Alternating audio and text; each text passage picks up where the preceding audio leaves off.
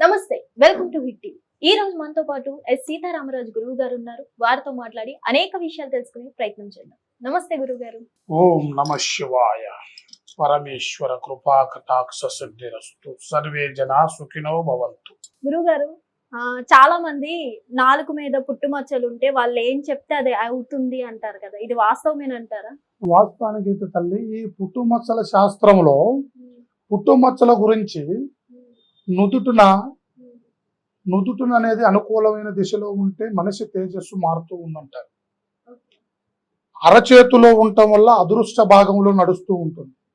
బొడున ఉంటే చింతామణి, ముంజేతిలో ఉంటే ముకుందామణి అని మనిషికి ఒక్కొక్క పుట్టుమచ్చను బట్టి, నాలకన బట్టి, కొన్ని విధాలుగా నడబడి చేసుకునే దాన్ని బట్టి అదృష్ట సంఖ్యను బట్టే నడుస్తూ ఉంది. పుట్టుమచ్చల వల్ల కూడా శాస్త్ర బలం అనేది మనిషిలో ఉండవలసిన తేజస్సును పెంచుతూ ఉంది. అర్థమైందా తల్లి? వాస్తవానికైతే నేలకి మీద ఉంటే ఏదంటే అది అవ్వదు. అతనికి ఉండవలసిన దిశ మారుతుంది. అర్థమైందా తల్లి? ఇప్పుడు నేలకలో మచ్చ ఉండటం వల్ల అతని నడవడి, అతని జీవిత చక్రం ఏ దారికి పోవాలన్నా తాను మనసు తానికి ఇది మంచి ఇది చెడు అనని ఖచ్చితమైన దారి చూపిస్తుంది. నుదుట ఉండటం వల్ల ముందు చూపు చాలా అర్థంగా తెలుస్తూ ఉంది. అరచేతిలో ఉండటం వల్ల అదృష్ట భాగం కలిసి వస్తుంది. బొడున ఉండటం వల్ల చింతామణి అంటే ఆకలికి, అరుగుదలకి అన్ని రకాలుగా అనుకూలతమైన దిశలో నడుస్తూ ఉంటుంది. మనిషిలో ఉండవలసిన కొన్ని జీవన చక్రాలలో ఈ పుట్టుమచ్చలు ఒక భాగమే.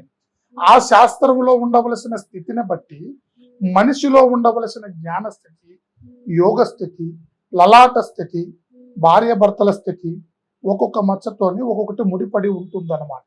అంతేగాని అతని నేలకి మీద మచ్చ ఉంటుంది, అతను ఏది తిడితే తగులుతుంది, అతను అన్నంత మాత్రం లేదో అటు పోయేది ఇటు వస్తుంది, గాలికి పోయే గంగమ్మ చేతులు కూర్చుంటుంది ఆనన్న మాట చాలా ఉట్టి మాట. అర్థమైందా తల్లి? పుట్టుమచ్చల సంఖ్యను బట్టి అతని అదృష్ట బలంలో నడిచింది. అతని జీవిత చక్రాన్ని నడబడి చేయటానికి, అతనికి ఉండవలసిన దిశను మార్చుకోవటానికి, అతని అదృష్ట సంఖ్యను బట్టి ఉండే పుట్టుమచ్చనే అతని జీవితాన్ని ముందుకు నడిపిస్తుంది. ఆ ఒక్క మనిషికి వరకే వర్తిస్తుంది. అతను దూషించటం వల్ల ఎదుటి వాడికి నష్టమేమీ ఉండదు. అంటే నాలుగు మీద పుట్టుమచ్చలు ఉన్న వాళ్ళు రెచ్చిపోతూ ఉంటారు కదా, అయితే వాళ్ళకి భయపడాల్సిన అవసరం లేదండి. అవసరం లేదు. అలాగ మచ్చుంది, వాడు తిడితే తలుగుతుంది, వాడంటే అవుతుంది అనన్న మాట ఉట్టిది. అతను తిడితే అయ్యేది ఏమీ లేదు. అర్థమైందా తల్లి? అతని అదృష్ట సంఖ్య అతని నేలక మీద ఉంది. అతను నడిచే నడవడికి దారి చూపిస్తుంది. కొంతమంది అంటారు, నోరు మాట్లాడుతుంది, కళ్ళు చూస్తాయి. నోరు మాట్లాడేటప్పుడు, కళ్ళు చూసేటప్పుడు ఏమంటది? ఈ కళ్ళల్లో ఉండవలసిన అయ్యా నువ్వు చేసేది మంచి చేయరా, తప్పు చేయకోకురా నాయన అని ఒక కన్ను చూపిస్తే, నేలకు చూసారే అయ్యా నువ్వు పలానా దాంట్లో నడుసరానని, తప్పు మాట్లాడుకోకురా నాయన అని ఈపు చెప్పుద్దంట. ఈపు ఎందుకు చెబుతుంది? ఈపు మాట్లాడేది నేలక, చూసేది కళ్ళు, పడేది దెబ్బ ఈపు మీద. ఎందుకంటే అటు తిరిగి ఇటు తిరిగి చూసిన దానికి నష్టం లేదు, మాట్లాడిన దానికి నష్టం లేదు, ఏమి చేయని దానికి పడుతుంది దెబ్బ. అలాగా వాడు దూషణ చేయటం వల్ల ఆ దూషణలో అతనికి తప్పు జరుగుతుంది తప్ప ఏరే విధంగా అతని వల్ల ఏరే వాళ్ళకి ఏమీ నష్టము జరగదు. అర్థమైందా తల్లి? అలాగా వాళ్ళలో ఏ రకమైన నష్టము జరగదు. అలాగే గురువు గారు, అరికాళ్ళల్లో పుట్టుమచ్చలు ఉంటే రోడ్ల మీద తిరుగుతారు అంటారు, ఇది వాస్తవమేనా? అరికాళ్ళలో ఉండటం వల్ల చక్రము, త్రిలోక సంచారి. అర్థమైందా తల్లి?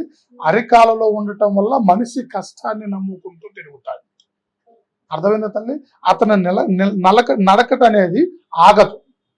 పనిలో గాని, చేసే విధానములో గాని, చక్రబంధనలో కష్టపడి తిరుగుతూ, సాధిస్తూ, సంపాదన మీద జాసపడుతూ అతను త్రిలోక సంచారి జ్ఞానం మీద ఎప్పుడు రఫ్ అండ్ అప్ గా తిరుగుతూ ఉంటాడు. అది దానివల్ల శుభం. అరికాలున ఉండటం, అరిచేతిలో ఉండటం, నొస్తున ఉండటం, బొడున ఉండటం, ముంజేతికి ఉండటం, ఈ అన్నిటికీ అదృష్టానికి సంబంధించిన విషయం. అలాగే బుగ్గ మీద ఉంటే అది దొంగలు పుట్టుమచ్చ అంటారు, ఎందుకు గురువు గారు?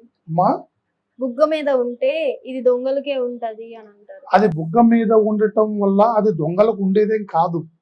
అది విఘ్నం ఏదో అట్లా పెట్టారనుకుంటున్నారు కానీ బుగ్గన ఉండటం అనేది అన్ని విధాల అనుకూలమైనదే మా అది తప్పుదేం కాదు. పుట్టుమచ్చల వల్ల కానీ శాస్త్ర పరిజ్ఞానంలో దొంగలు, దీనివల్ల నష్టాలు, పుట్టుమచ్చ వల్ల నష్టపోయేది ఏది లేదు. ఎందుకంటే అది పుట్టుమచ్చ శాస్త్రంలో కూడా కొన్నిట్లో ఉంటే అదృష్ట సంఖ్యనే చెప్తుంది కానీ ఇక్కడ ఉంటే నష్టము అనేది ఏదీ లేదు. ఆ శాస్త్ర జ్ఞానంలో ఈడ ఉంటే నష్టపోయేది అనేది శాస్త్రంలోనే లేదు. గురుగారు కొంతమందికి పెదవుల పైన అలాగే కొంచెం పెదవులు కింద భాగంలో గాని పైన భాగంలో గాని ఉంటే అదృష్టవంతులు అంటారు కదా, వాస్తవం. ఎందుకంటే పుట్టుమచ్చ పెదవుల పైన ఉన్నప్పుడు మాట చాతుర్యం గాంభీరంగా ఉంటుంది. పుట్టుమచ్చ శాస్త్రంలో గాంభీరత, గాతలో గాంభీరత పెరుగుతుంది. మనిషిలో ఎప్పుడు నవ్వుగా ఉంటుంది. మనిషి తేజస్సుని పెంచుతుంది. పెదవులు మనిషికి ముఖ్యంగా ఆ పెదవులలో ఉండవలసిన జ్ఞానమే ఈ ముఖ తేజస్సును అన్నిటిని కలిగిస్తుంది. ఆ జ్ఞానములో ఆ మచ్చ ఆ తేజస్సుని పెంచుతుంది. ఇలా మూతి మీద ఉండటం కానీ, పెదవుల మీద ఉండటం కానీ, గడ్డం మీద ఉండటం కానీ మనిషి తేజస్సుకి అనుకూలమైన దిశ. కొంతమంది కళ్ళల్లో ఉంటాయి కదండి గురుగారు, అది నేత్రబలం, ఆకర్షణ ప్రభావం. కళ్ళల్లో ఉండేది ఆకర్షణ ప్రభావం. వాటి వల్ల కుదురు దిశ. కంట్లో ఉండవలసిన వాళ్ళకి నేత్రబంధన అనేది ఎక్కువ ఉంటుంది. కంటితో మనిషిని ఆకర్షింపబడతారు. కంటి చుట్టూ ఉంటే గురుగారు, కంటి చుట్టూ ఉంటే అది జన్ను లోపం, పుట్టుమచ్చ అంటారు. పుట్టుమచ్చ అనేది చిన్న దశలోనే ఉంటుంది. అంటే కొంతమందికి కంటికి దగ్గరలో ఉండడం జరుగుతుంది కదా, వాటి వల్ల ఏమవుతుంది? వాటి వల్ల నేత్రబలమే.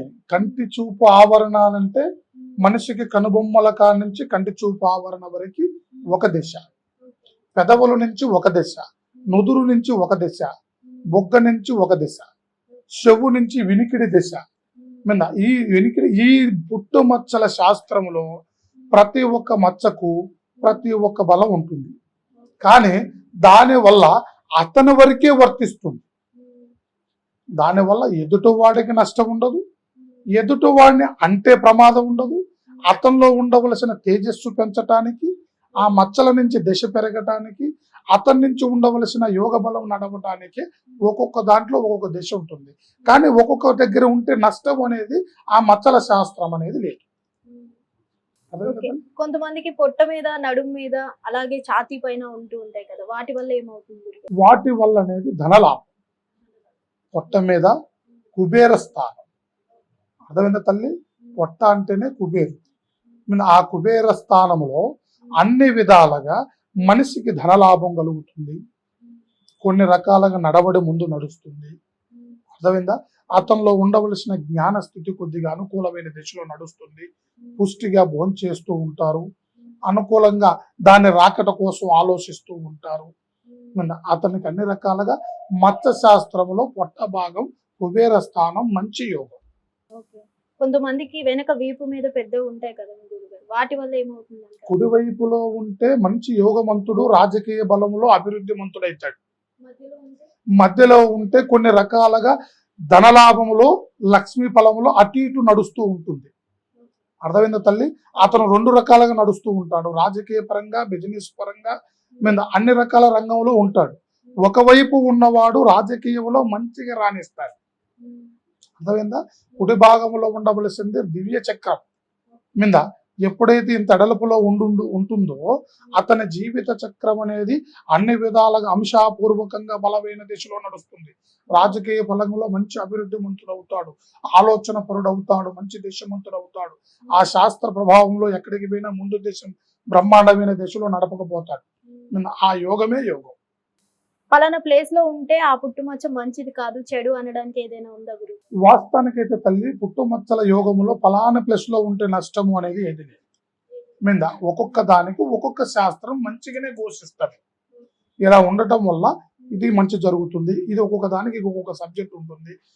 మోచేయి మీద నొస్తున ఉండటం, కన్ను మీద ఉండటం, పెదవుల మీద ఉండటం, నడుము మీద ఉండటం, మోచేతి మీద ఉండటం, పొట్ట మీద ఉండటం, ఈ ఒక్కొక్క భాగంలో ఉండవలసింది ఒక్కొక్క శాస్త్రానికి ఒక్కొక్క విధంగా చెప్తుంది. దానివల్ల మంచి. ధన్యవాదాలు. శుభం భూయాత్. పరమేశ్వర కృపా కటాక్ష సిద్ధిరస్తు.